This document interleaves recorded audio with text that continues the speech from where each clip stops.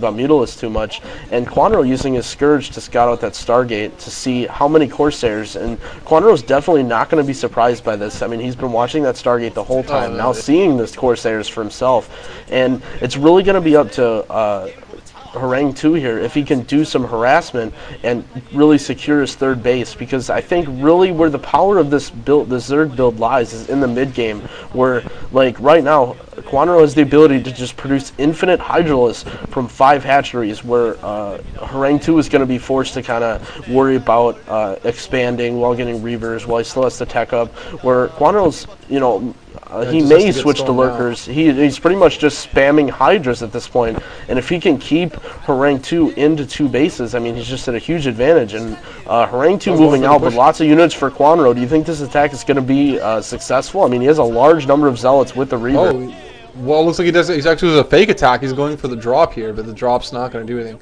As far as whether, I mean, who's got the bigger army at this point, I'd have to say that Kwanro has the bigger army, but it all depends on. Oh, nice Reaver! I didn't know he had 2 Reavers. Oh wow, that was really nasty. Great Reaver shots, man. That was a great flank, a great drop, and all those Hydras were clumped up and just got fucking slaughtered. That was just a Hydralisk mess, man. Reminding me of the UMS map, Hydralisk blood. Now, Horang2 definitely taking an advantage here. I mean, he's definitely getting map control at least for a little bit. I mean, he killed so many Hydralisks. This is exactly what he needed to do. I mean, if you're gonna do this build, this is your whole goal.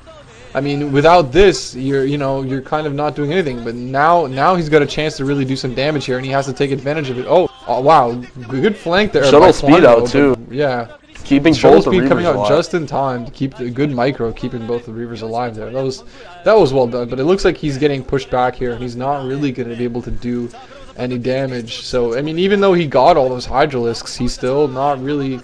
Oh, sitting down here. Oh, nice picking up by the Reaver. He's got great timing there, but his army has been defeated. He has to run away. He saved he saved all the Corsairs, and he saves the Reavers in the shuttle, which is the most important part. So, not too bad for him there. Oh, looks like Kwanro are going to go for a little bit of a flank attack here. I don't know. I hope he doesn't really expect to be able to kill anything with that. That's really not going to do a lot of work. Maybe he's just hoping to pick off the Reaver in the shuttle there, which might actually work. Looks like he's sending the shuttle in that direction. But no. I can't tell what's going on in the minimap. Oh, he was going to try to pick it off. Oh, wow, he got both Reavers. Wow, really well done. That was brilliant. Yeah, that was awesome. That's some nice pro gamer. That was crazy there, and that really hurt. I mean, Horang2, you know, had a nice move. He had the tech advantage, and I mean, look at this attack right now. And wow, 2 more Reavers out for Horang2. But imagine at this point if he would have had 4 Reavers along with the 3 Templars and Storm, and I think this might have been the killing blow for Horang2 if he would have kept those Reavers. But this is going to be really tough here for really both players. I mean, this is almost like a really even matchup, although Kwanro is going to have, oh wow, nice flank. Tons of Hydras coming for the top. And I mean, look at just that reinforcements pounding down all the Templar snipes. Wow. Oh my gosh. I mean, Horang2 just lost his tech advantage right there. He blew 2 of his Reavers, he lost 3 Templars, and now he's only got a single Templar and 2 Reavers. Oh man, that's 4 Templars that he's lost. Yeah. He's going to be forced back into his base, and Kwanro's going to be sitting on 3 bases, probably going to be able to take a 4th if he really wanted to, while Horang2 really didn't use the opportunity that he had map control to take his 3rd base. And you know what? I think at the beginning, when he had the 2 Reavers and he took out Kwanro's army, I think that was a good time. But now it's almost too late. I think Kwanro's already rebuilding back to a huge unit advantage. Oh yeah, he's already got a 4th.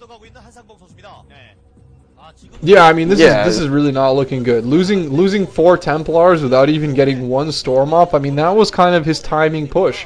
That was his window right there. That was his moment to take advantage of the lead he had taken on by killing all those Hydralisks, and he totally blew it. I mean, he lost 4 Templars without getting a single Storm off, lost a bunch of Zealots, and almost didn't even get to fire a shot in anger in retaliation. I mean, he basically just lost a whole shitload of his army, 600 gas worth of Templars for practically nothing, and now Kwanro's got the map control. He's got his 4th base up, and he's got Lurkers out, which are going to shred some of these Zealots. They're going to get taken out very easily, but doing a lot of damage to those Zealots, man, and the Zealots are crucial. The Zealots are the bread and butter of your army here. They're taking all the damage, and the quicker they die, the quicker he's going to get to your Reavers. Looks like Horang2's actually managed to build up a sizable army here. He's going to have a pretty big ball, lots of Dragoons, which is good when you have this Reaver advantage. Good storms by Kwanro, sorry, good storms by Horang2.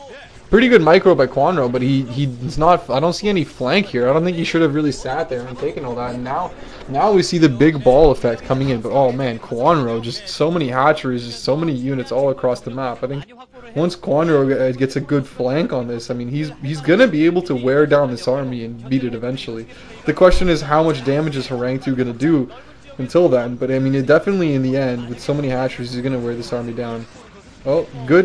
Horang2 with good micro with the Reavers, but oh, flying that shuttle away, that was bad. Losing both the Reaver, and now he's left with only Dragoons. Oh, and a good flank by Kwanro. So, I mean, this is pretty much going to spell the end of the game for Horang2.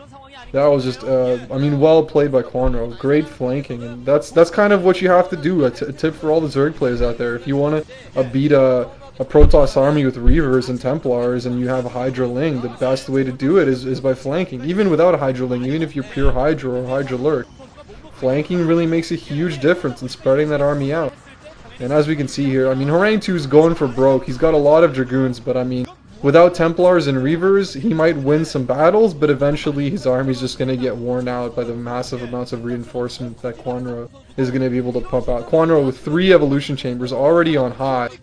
Had 4 bases mining and 5th one already up. And there's just no way that Horang2 is going to be able to keep up with this off 2 bases. Yeah, and it looks like all 3 evolution chambers from the first person view, we saw all of them just finish. So Kwanro probably sitting on a solid 2-2-2 here, because I mean he put down, or maybe probably 2-1-1, because I think he put the first one down pretty early. But and the longer this game goes on, I think Horang2 really went for the timing window, and I think that would have been a really interesting attack. And I almost want to see this game when he didn't lose those Templars and the Reavers. Yeah, I mean, that was a really interesting timing for this Hydra build, and I really haven't seen anything kind of like this, where it was he kind of split his attacks and going for the Templar. Another great flank by Kwanro. Yeah, I mean Kwanro just been playing so smart. I think that Horang2 opened with a really cool build. Wow, and I mean, look at how many gateways he's got. He's got like 8 gateways off of 2 bases. So I mean, he's pretty much fully committed to this 2-base play here. I mean, look at how much he has to dedicate to his army right now just to beat Kwanro's economy build. I mean, now look at just swarms of units coming in. I'm really surprised that he has so many Dragoons when Kwanro really doesn't have that many Reavers. You know, a decent storm going off, but actually that was a pretty good storm, and he's wearing down Kwanro's units, but he's losing all of his Zealots. Only Dragoons here, and it looks like the Hydras are just flooding in, and first-person view of GG. Yeah, we don't get to see that too often. That's pretty cool. He did it so fast too, man. Man, did he ever leave that game quick? That's what I guess when you play 10 hours a day of StarCraft, you get pretty fast at that shit. I mean, it was an interesting build, you know. I mean, we've been seeing. I mean, but at the same time, it's it's kind of deja vu. Like we've been seeing this over and over again. Protoss going for that early Reaver Serra transition to ground troops and getting out macroed. But I think the difference here is Horang2 really laid down all the extra gateways really quickly and just macroed really hard, and he didn't go for too much harass. He just used his Reavers to power his army, and he had some success with it. I mean, he caught those Hydralisks, but just when he had to make his, when he had his window, when he had his opening, he messed up. He sent his army back, and Kwanro's great flanks picked off 4 Templars. And I mean, those were his first 4 High Templars, and if he had been able to use the storms from those and get his army together, we might have seen him even end the game right there. So like you said, it would have been interesting to see what would have happened had he been able to keep his army together and not get those picked off. But Kwanro, I mean, just too good in that game, outplaying him. Great Hydra Ling control and great macro, and all credit goes to him. I'm actually pretty impressed by his play. Yeah, and I guess I'm kind of looking forward to seeing not the finals game, but the winners match, Kwanro versus Free. So I mean, we might get to see some really interesting play. I mean, I think Kwanro, maybe he did. I mean, he definitely played well there. I mean, he kept up to par with Horang2's huge macro build. I mean, I wasn't really super impressed with anything, but I think he played really smart. He made some really good strategical decisions, and I think that was something that Free had too in the beginning, where he didn't go for something, I'm way better than you, I do this better micro. I mean, he just went for a solid strategical build order. So I think we might see a really, maybe not innovative, but really interesting strategical game, that we don't always see between 2 not so top level players. But Free's PvZ being so good, I think he still has the upper edge on Kwanro. But I think, once again, we're going to see a pretty interesting game. Yep, and I think that about wraps it up for this game, so we'll see you in the next one. Peace out, guys. Yeah, see you later.